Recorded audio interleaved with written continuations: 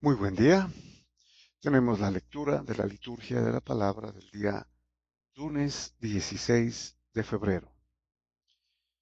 Iniciamos también la sexta semana del tiempo ordinario en el ciclo litúrgico A.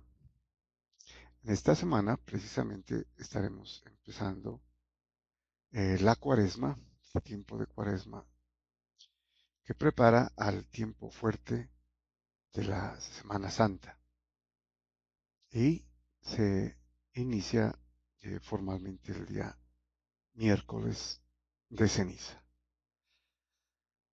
Muy bien, damos el crédito de lo que estamos haciendo como lectura.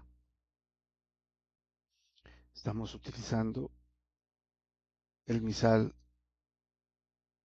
popular que edita Paulinas con base en la Conferencia Episcopal de Colombia. Muy bien, vamos a la primera lectura de esta sexta semana y nos encontramos con ya algo nuevo, ¿no? La primera lectura que normalmente eh, incluye lecturas del Antiguo Testamento en esta semana y quizá por ser también el comienzo del tiempo fuerte, ¿no?, de la iglesia, litúrgicamente hablando, que es la cuaresma en preparación de la Semana Santa. Empezamos a leer del Nuevo Testamento, ¿no? Y encontramos la carta del apóstol Santiago. Tenemos el capítulo 1, versículos del 1 al 11. Muy bien, nos sobra decir que Santiago, que es apóstol, el apóstol Santiago, diferente a Santiago, el hermano de Juan, hijos del Zebedeo. Este Santiago, eh, también llamado el menor, y que es pariente del Señor Jesús, y que fue el primer obispo de Jerusalén, el primer obispo de la Iglesia Católica en Jerusalén. Muy bien, nos dice entonces el apóstol Santiago: Santiago, siervo de Dios y del Señor Jesucristo, a las 12 tribus en la diáspora. Saludos. Bueno, las 12 tribus aquí es un término referente a las 12 tribus de Israel. Sin embargo, aquí el apóstol Santiago lo hace a los cristianos, a los convertidos al cristianismo, judíos y también gentiles, que están en, en las diferentes localidades, ¿no? En las diferentes iglesias iniciales que ya existen, ¿no?, como por ejemplo Antioquía. Eh, y es una especie de carta pastoral. Como todo obispo, ya Santiago es el primer obispo de Jerusalén, tiene que cuidar de, de los fieles, ¿no?, de las ovejas como pastor. Recordemos que obispo es el que está a cargo de la grey, del rebaño, pastorea, tiene esta función. Él se dirige entonces a todos los cristianos, ya sea judíos convertidos al cristianismo o también gentiles o paganos que han abrazado la fe en el Señor Jesucristo y que están por fuera, ¿no?, por fuera de Jerusalén. Y los saluda. Aquí se utiliza el término en griego que es Jairos o Jairen en el pastoral, saludos, o sea, regocíjense.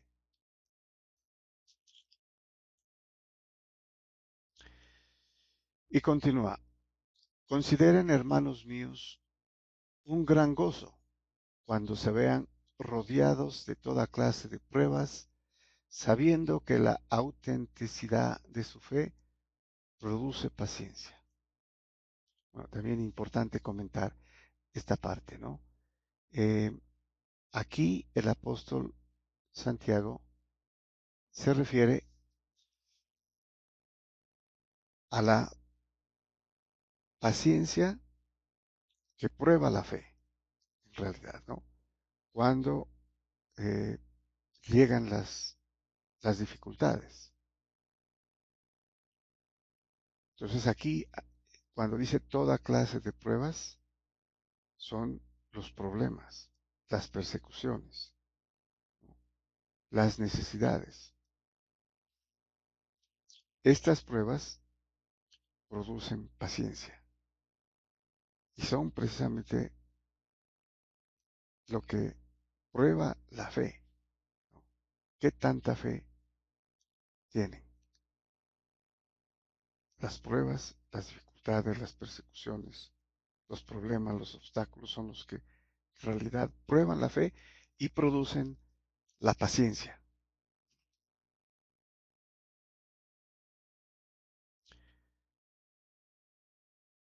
Pero que la paciencia lleve consigo una obra perfecta, para que sean perfectos e íntegros sin ninguna deficiencia.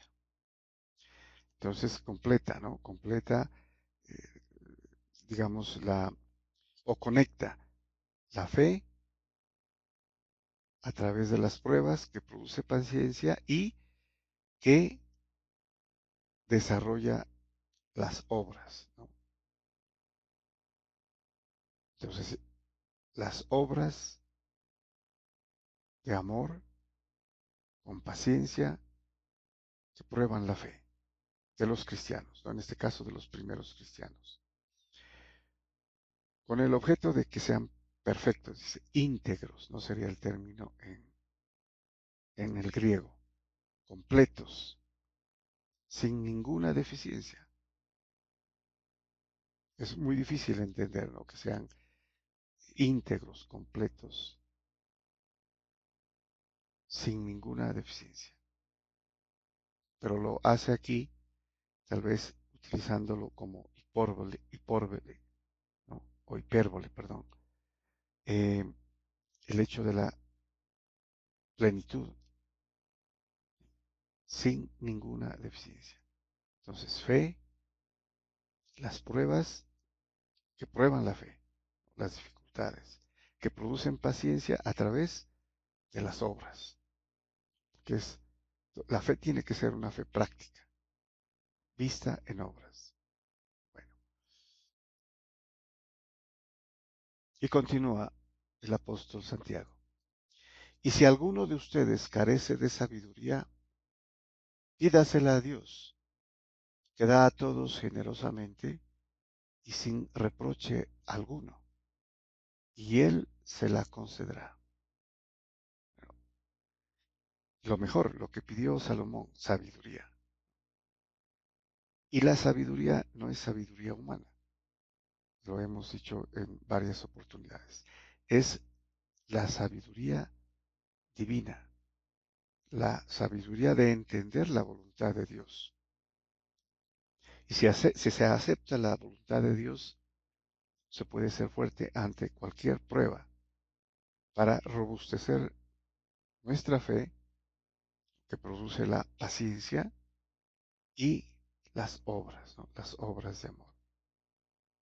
Entonces, pedir porque Dios da generosamente cuando se pide lo bueno, que es precisamente la sabiduría divina, el saber sobre la voluntad de Dios y confiarse en ella, ¿no? Fiarse de ella. Y sin reproche de Dios, generosamente es de que no ve quién lo pide, pero que lo pida en forma perfecta y Él la concederá. Y lo va a explicar a continuación, ¿no? Cómo se pide. Pero que pida con fe, sin titubear nada, pues el que titubea se parece a una ola del mar, agitada y sacudida por el viento. Bueno, este símil que ofrece Santiago aquí a una ola, ¿no? Una ola es llevada por el viento, ¿no? Por el movimiento, no tiene eh, voluntad propia. Entonces compara, ¿sí?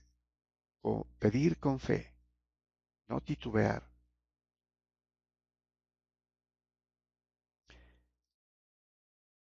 Y continúa.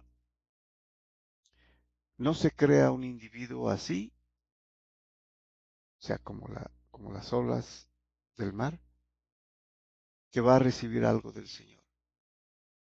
Es un hombre inconstante, indeciso en todos sus caminos. En otras palabras, podríamos decir que es un hombre que está dividido.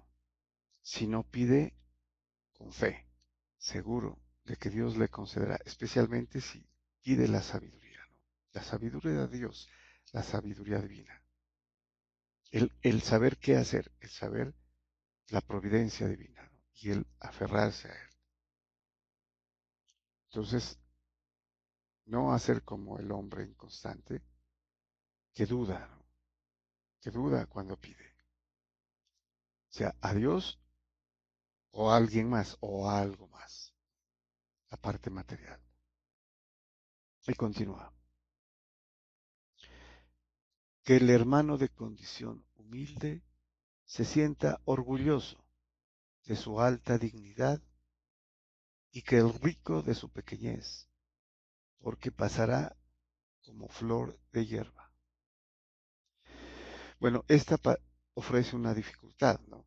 El hermano de condición humilde se sienta orgulloso de su alta dignidad, porque el de condición humilde, que solamente espera en Dios, que no se aferra a la riqueza, a lo material, ¿no? Entonces, da gloria a Dios, es orgulloso de su alta dignidad, porque espera en Dios, ¿no? Que ha puesto su confianza en Dios. Y el rico de su pequeñez. Bueno, aquí, ¿cómo interpretaríamos esto? Porque el rico puede gloriarse cuando se dé cuenta o sepa de que la riqueza no es lo más importante. El rico no debe sentirse orgulloso de su riqueza material, sino en Dios.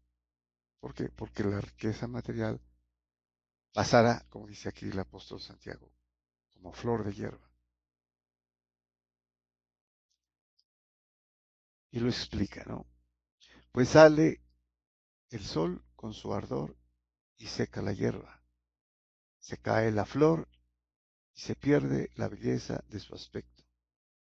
Así también se marchitará el rico en sus empresas.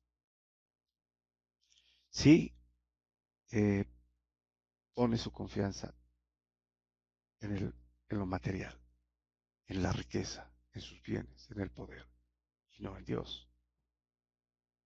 Así entonces se marchitará el rico.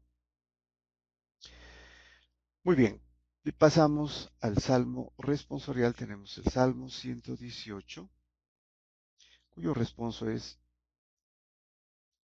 cuando me alcance tu compasión, Señor, viviré. Bueno, aquí se elogia, podemos ver la compasión de Dios. El Señor se compadece, entiende, ¿no? Es empático, empatetiza, si podemos utilizar el término, sobre nosotros.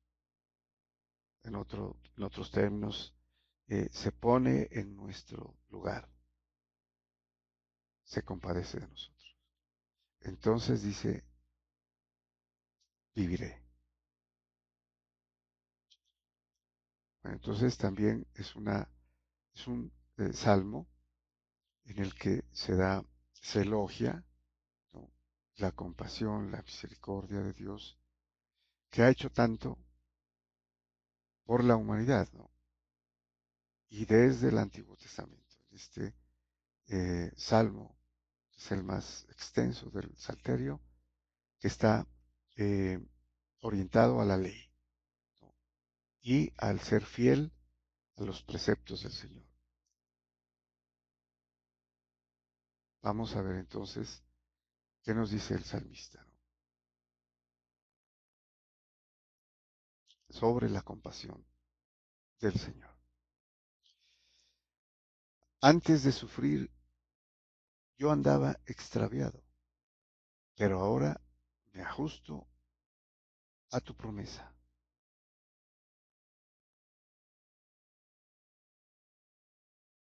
Tú eres bueno y haces el bien. Instrúyeme en tus decretos. O sea, instrúyeme en tu ley, ¿no? La ley es precisamente la norma moral para que la- el, el pueblo de Israel siguiera el camino, ¿no?, el camino correcto. Y continúa, me estuvo bien el sufrir, así aprendí tus decretos. Bueno, este es el caso como en la lectura de Santiago, de los ricos, ¿no?, a los que estaban perdidos porque estaban eh, ilusionados, ¿no?, o seguros de su éxito en las riquezas materiales, les llegó la prueba y les tocó sufrir, como en el caso de Job. Y entonces, así, dice, aprendí tus secretos. Cuando sufrí la tragedia, el sufrimiento, la calamidad, y entonces recurrió a Dios.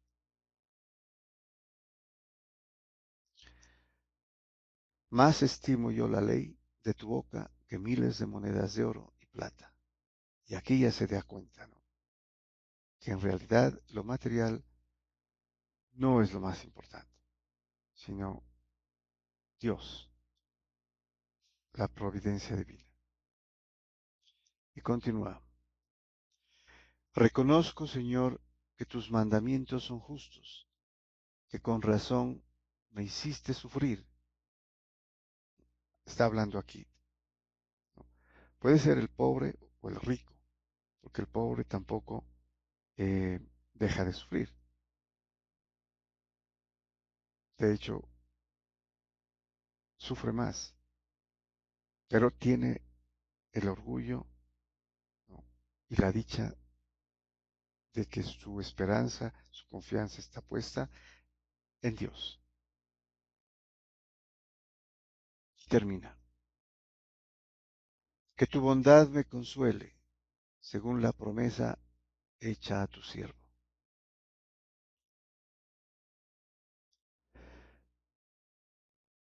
Muy bien, y pasamos al Evangelio.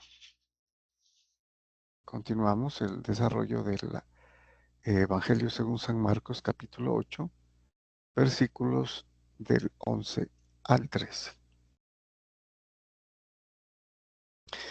Bueno, nos dice San Marcos, en aquel tiempo se presentaron los fariseos y se pusieron a discutir con Jesús para ponerlo a prueba. Le pidieron un signo del cielo. Jesús dio un profundo suspiro y dijo, ¿por qué esta generación reclama un signo? En verdad les digo que no se le dará un signo a esta generación. Los dejó, se embarcó de nuevo y se fue a la otra orilla. Bueno, entonces en esta versión de San Marcos no les da ningún signo, ¿no?, que ellos piden. A diferencia de Mateo y de Lucas, en que les da el signo de Jonás, ¿no? Solamente se les dará el signo del profeta Jonás. Bueno, pues no se lo merecían, ¿no? Especialmente el pueblo especialmente los fariseos, los escribas, los sacerdotes, ¿no?, los doctores de la ley que lo rechazaban y solamente estaban allí para ponerlo a prueba. Muy bien, muchas gracias y bendiciones.